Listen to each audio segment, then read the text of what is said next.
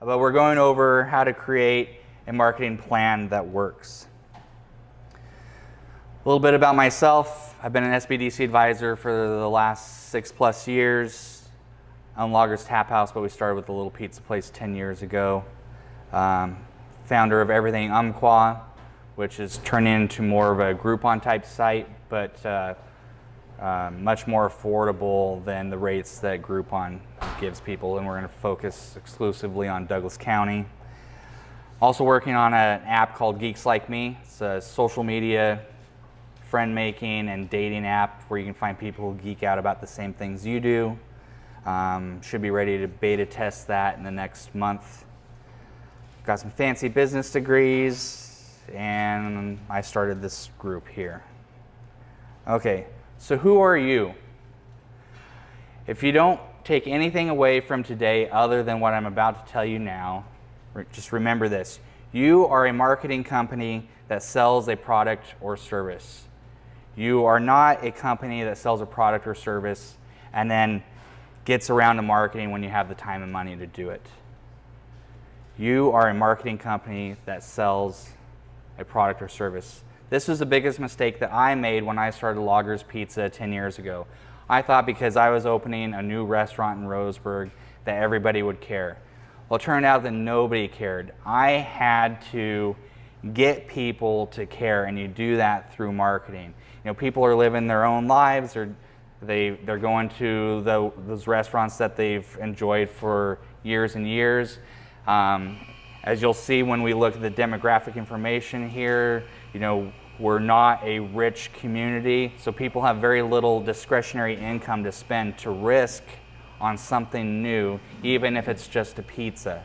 So let's try to remember that you are a marketing company that sells a product or service. Another really important thing that you need to think about is that successful businesses spend money on marketing. All the research shows that you have to dedicate a part of your sales to your marketing budget. If you go on TV, if you're watching commercials, you're going to see very well-known brands. Everybody knows those brands. Let's take McDonald's, for example. You might think, McDonald's doesn't need to advertise anymore. Everybody knows McDonald's. Everybody's had McDonald's, yet they're still doing it. Why are they doing it? And the reason that they're doing it is because they have to keep themselves top of mind amongst all the competitors that are out there. They have to keep you excited about some new little tweak that they did to that burger. It's the same burger, but now they're making it different because of, you know, this promotion that gets you excited. If they're doing it and they're global and they've got the brand of all brands, you need to do it as well. Some numbers to really consider are restaurants. 3 to 5% of your sales in a month should go to marketing. General retail is 10%, and technology companies can be as high as 25%. 25% sounds high, but in technology companies they've got very little cost, and so they need that money, use that money to compete with all the other technology companies that don't have any costs either. So how do you get going with this? The first step is to define your audience. So this is where we're going to do a market analysis, market research report on the industry that you're trying to sell to. Statistics are really important here. You don't just lick your finger and test the wind and get a good feeling for how things are really going. You go out and you get the real information that you need. Take a look at your target market. So the market is everybody you can sell to. The target market is a group of folks that either you can sell to them easier or you can make more money off of them. There's something about them that makes them an enticing group to go after, to focus on, and once you get them down, then you can expand your target market from there. Take a look at what your competition is doing. So you need to figure out how to distinguish yourself from them, which is your competitive advantage. You need to do your research. So look at things like trends. What's becoming more popular or out of date in your market? It might have something to do with technology. It might have to do with something environmental.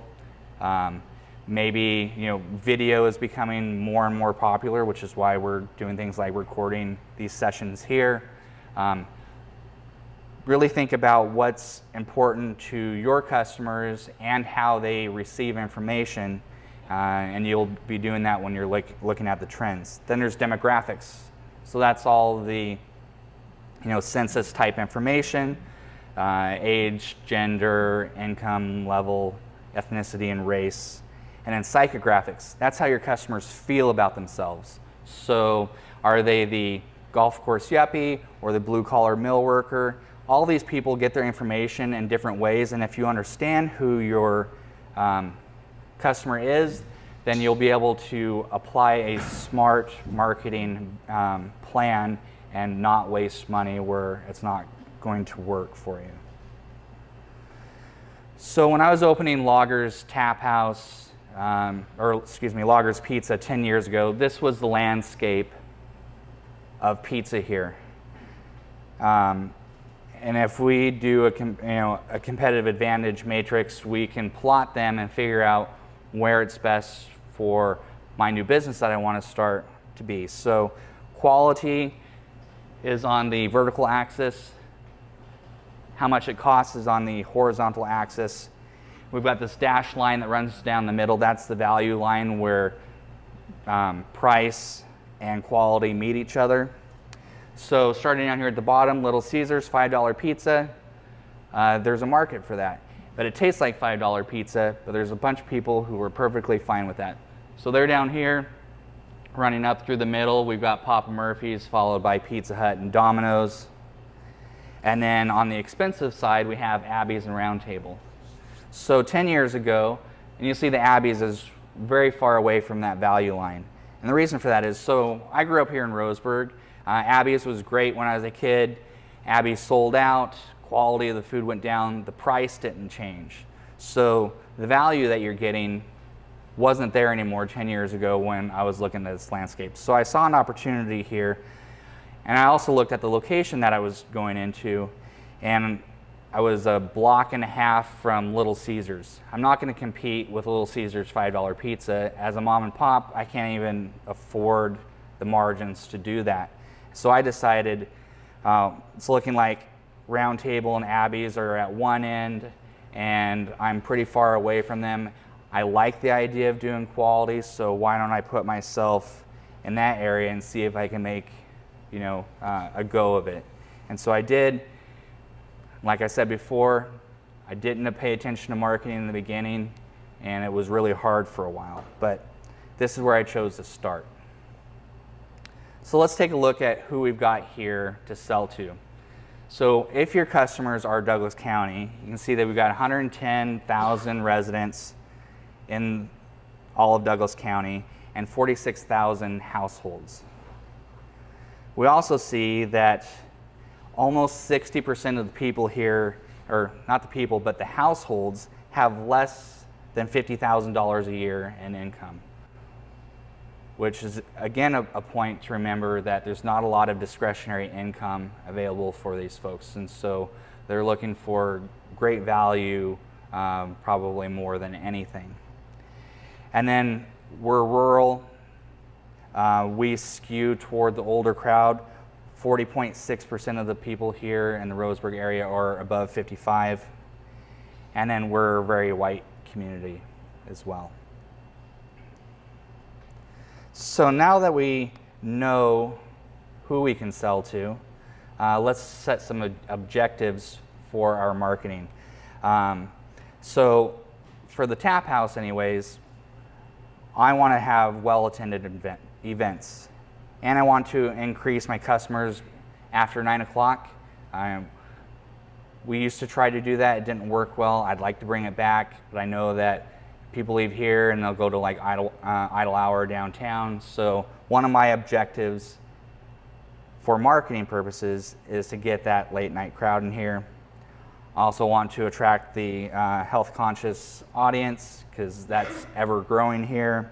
And I want to attract large parties. I made a big change here in the restaurant so that we could have those kinds of parties and get people who used to go or probably still go to Abby's for after the games, the kids' games on the weekends, get them to come in here.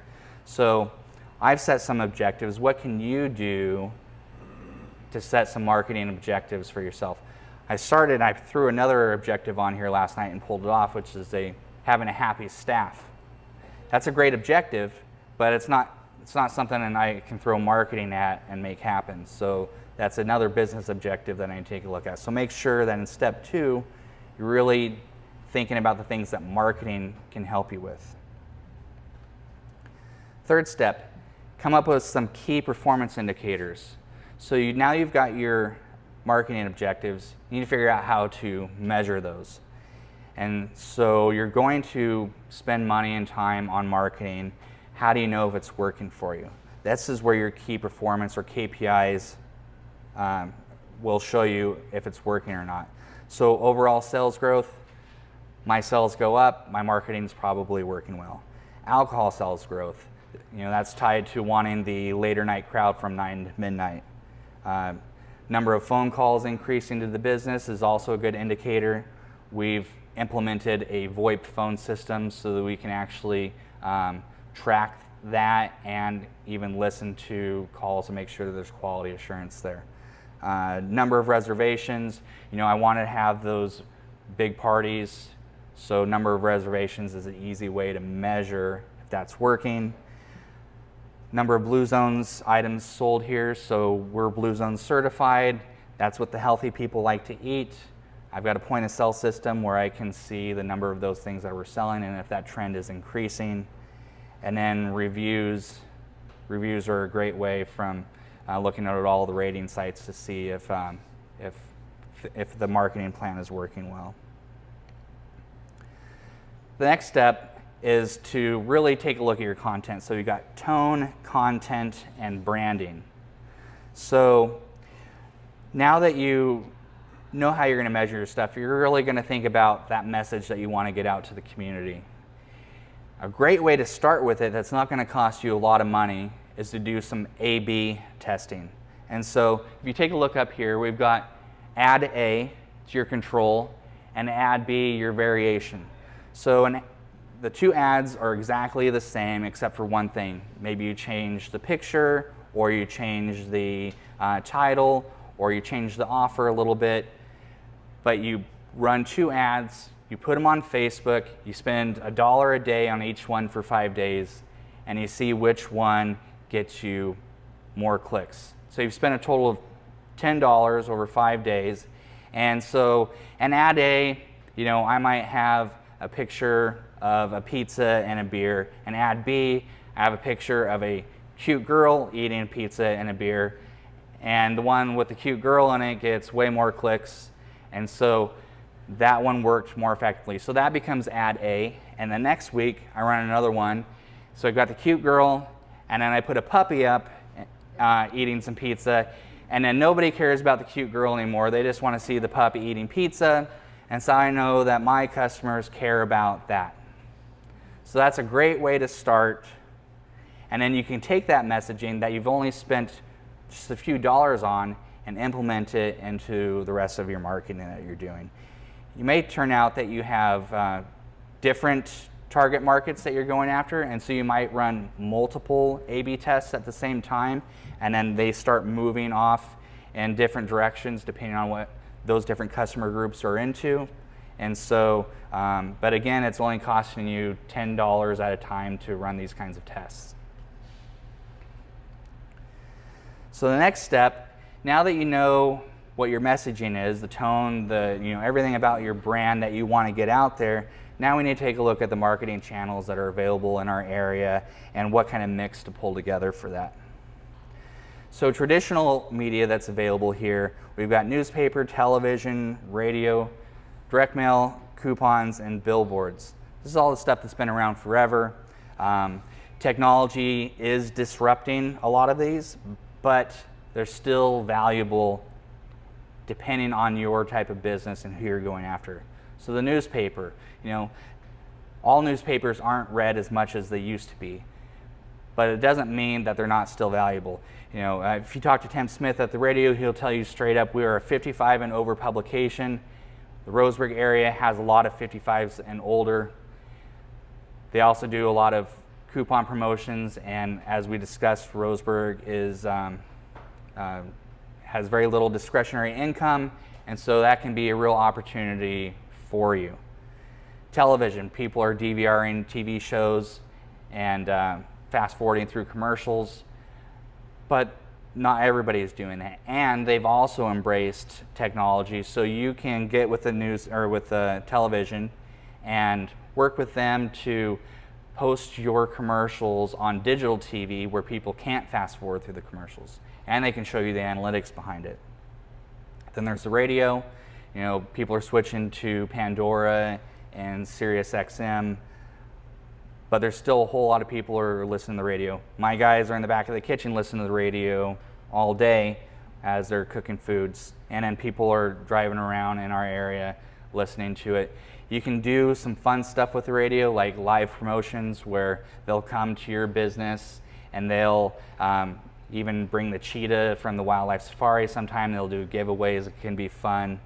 Or if you can get them talking about you on the radio programs, that can be very effective as opposed to commercials. Some people will turn their, kind of tune out once the commercials come on, but if they're talking about your business like they do when we run our Hometown Heroes events here, it can be quite effective.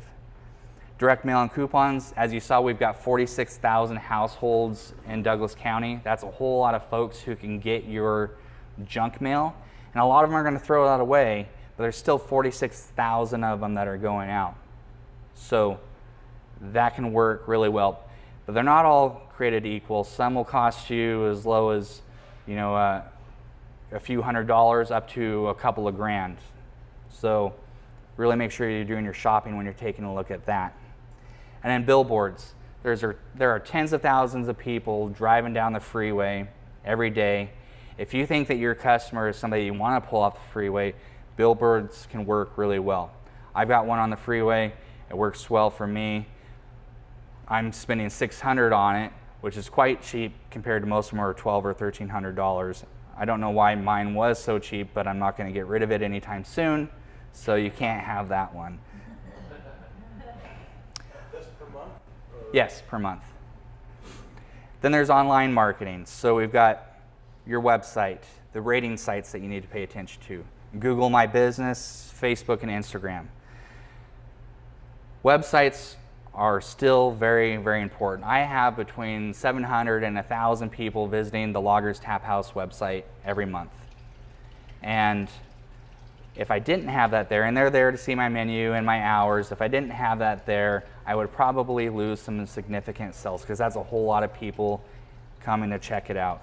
So get that website built, make sure it's built by somebody who understands the back end so you've got the search engine optimization there and available for you. Then there's rating sites. Facebook, Google, Yelp, and TripAdvisor. Yelp and TripAdvisor are just rating sites, and you can now spend money with them if you want. I don't because they allow people to talk crap about my business, but when I go to the coast, it's the first thing I'm pulling up to see where I want to go eat, where I want to stay, what I want to do. So they are a necessary evil. You should, at the very least, make sure that your information is accurate on there. I got a 1-star review once on TripAdvisor because it said that we accepted dogs, and we don't, so I got a 1-star review. And that's permanent, and that stays, so make sure that your information is correct. Now, I will tell you that Google, and in my experience at least, is #1 rating site out there. I get more ratings on Google than anything else, followed by Facebook, and then Yelp, and very rarely TripAdvisor. Might be different from you. I went to the Caribbean a couple of weeks ago when it was snowing here, and all they talked about over there is TripAdvisor. So it really depends on, what your customers are into. Then there's Google My Business. So when you do a search on Google and you see over in the top right-hand corner a nice display ad with a business's name and pictures and ratings and all that, that means they've taken the time to create their Google page. It doesn't cost them anything. But if they didn't do that, that area would just be blank and you'd be missing out on a lot of free advertisement.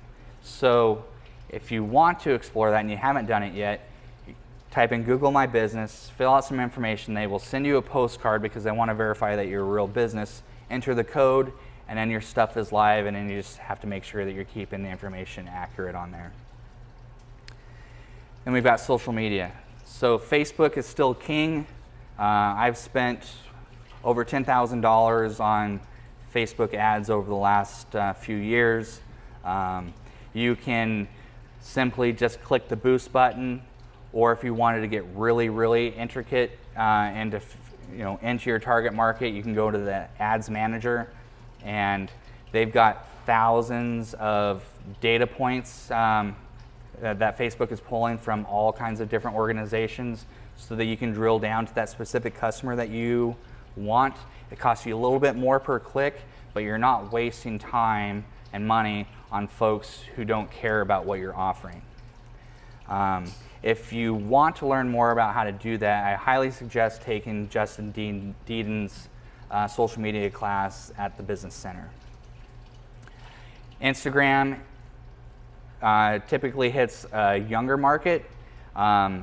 It's really easy to work, and if you have a Facebook account, you pretty much have an Instagram account already because Facebook owns Instagram. And it works really well if you have a lot of pictures or videos that you want to share with people. Twitter exists, we hear about it a lot in the news because of our president, but people in our area really aren't using it. I've only met one person who's actually gained business from it, and the tool that she used was the keyword search. So she built websites for people, and she would reach out, and she can reach out anywhere, and if somebody types into their friend, I need help with my website, she can type in the words help and website, see that interaction, and reach out to them. So she's made some sales off of Twitter, but not everybody's going to do that. So in general, I would say don't waste your time on Twitter in our area. Then we've got community involvement. So people want to do business with people they know, and more than that, they want to do business with people that they care about. So there's networking and event groups. You're at one of them now, so you know about those. There's also LaTip, and there's churches. There's lots of groups that are available where you can get to know people. Fundraisers. Fundraisers are great because they build goodwill. I have a venue here where we do a lot of fundraisers that works well for me, but not everybody has a venue where you can do that. But it doesn't mean that you can't partner with somebody who's got a venue. And in that case, what you do is you spearhead this thing that puts money into a worthy cause, you put your brand all over it, and then people are connected with you there. It's a really great way to go. Volunteer work. It's another way, just like getting involved in fundraisers, people see you being involved in the community and then they want to do business with you. I've told Leanne Reynolds, who comes to this event a lot, that the main reason that I want to do business with her is because of the work that she does with Casa de Belen. Because I see her helping out homeless teens, I don't care necessarily what it is that she's offering. As long as it's good, then I just want to do business with her. And that works like that for a whole lot of people. Special events and promotions. Roseburg is poor and Roseburg is bored. And if you can make something exciting for them to get them off their butts at home, just watching TV, then you're going to be entirely more likely to get better traction off of the promotions that you're doing. So make things that are exciting for the people in our area. And public relations, specifically in the form of press releases. So as I mentioned earlier, people aren't reading the newspaper as much. They've had to let writers go over time. If you can put together 500 words and a pretty picture and get it over to the newspaper, it is entirely likely that they will publish that for you because you've now filled a space that they didn't have to pay somebody to do for them. And because you've got that press release already made up, you might as well send it over to the radio and television too. It's less likely than the newspaper that it'll be published, but you've already made it, so it's worth it just to get it over there and see if it happens. The last section of the channels that we have available to us is our in-store tactics. So we've got four walls marketing, discounts, loyalty programs, email lists, and then customer service. So four walls marketing. So if you look in here, we've got four walls. You go over to Midas, they've got walls. If you don't have walls on your specifically for your business, you've got a vehicle that's got walls around the outside, or even if we're just talking about your uniform, you've got a place to advertise what you have going on where you don't have to specifically say, buy my stuff. If you walk into Midas and sit down and wait for your oil change to happen, or BL Performance, which is amazing, if you're sitting there and you've got nothing else to do other than to look at your phone, you're often going to scan the room, and if you see, so let's talk about BL Performance. You know, they do great tuning things to make cars go faster. If he had stuff up on his walls letting you know the services that are available there, and the next time that you were talking to somebody who's into that kind of stuff, it will totally click in your head that you should point that out to your friend, and then there's a good chance that he might come in because of word of mouth to come in and see Chris to see what he can do to make that vehicle just a little bit faster. So take the time to do that. And a great way to do that is to get with Colin over at Umpqua Graphics and have this kind of signage made up in a nice quality way. And you might as well have Jim take it over for you from there, right?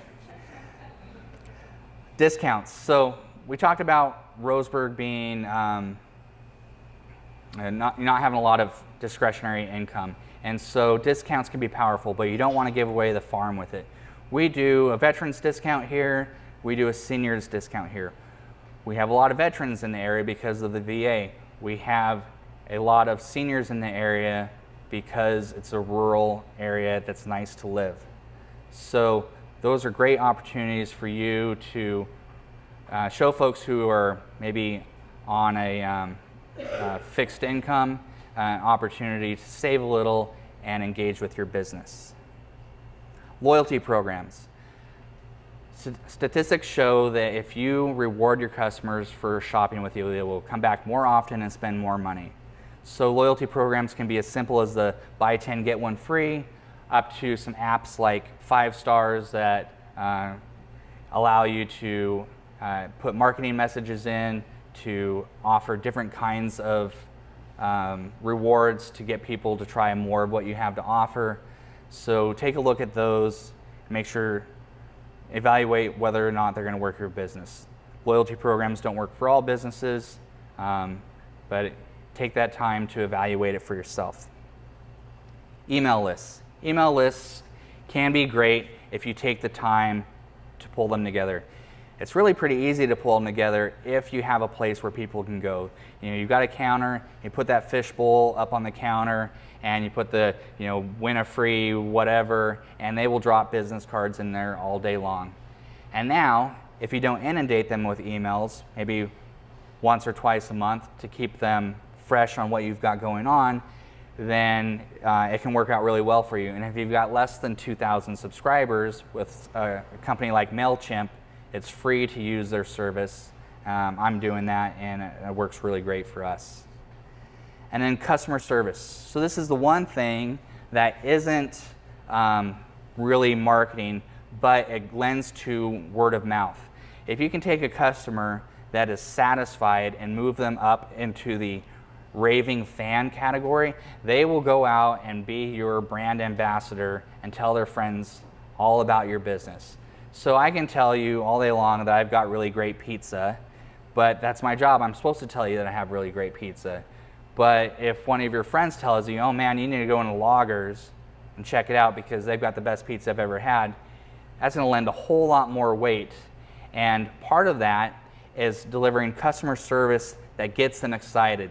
I went to the Pizza Expo a year ago, and there was a seminar there, and they talked about, they had ratings for restaurants, and one restaurant had 4 stars, and excuse me, the same restaurant had 4-star ratings and 5-star ratings, and then they asked them about the tastiness of the food.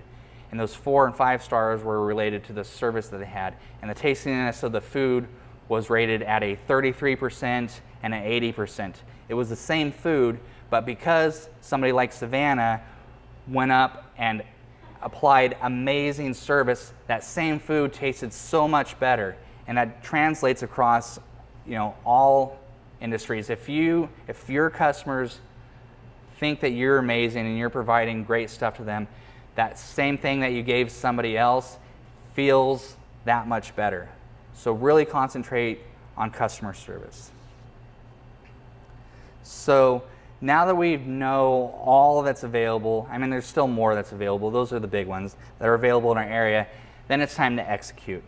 You execute that marketing plan that you had. You follow that budget. You make sure that your branding is consistent throughout, and then you reevaluate. You reevaluate, see what went well, what didn't, and then you iterate on that and do the whole thing over again. So that concludes this presentation. I'd love to answer any questions that you have about marketing. Yes, sir. Sam, you talked about different markets, different kind of people. So blue zones, healthy food, non-GMO, and all that. You attracted those people, and then the late night drinkers. How do you make sure that you don't dilute, your image? Sure. Because those are like maybe 2 different kind of people. Sure. So there is the risk of that when you're trying to be the solution for everyone. Sometimes you're the solution for no one. But in that specific situation, I feel comfortable in it that the people that I want coming in for blue zones are at different times, so they don't see maybe the types of folks that are coming in after 9 o'clock. But those advertisements aren't going out to the same people either. As when I'm going to do, I do targeted marketing to those specific groups to make sure that they're getting the information that they need. Yeah. Other questions? No? Oh, here we go. Yeah. What percent of your time is devoted to marketing stuff?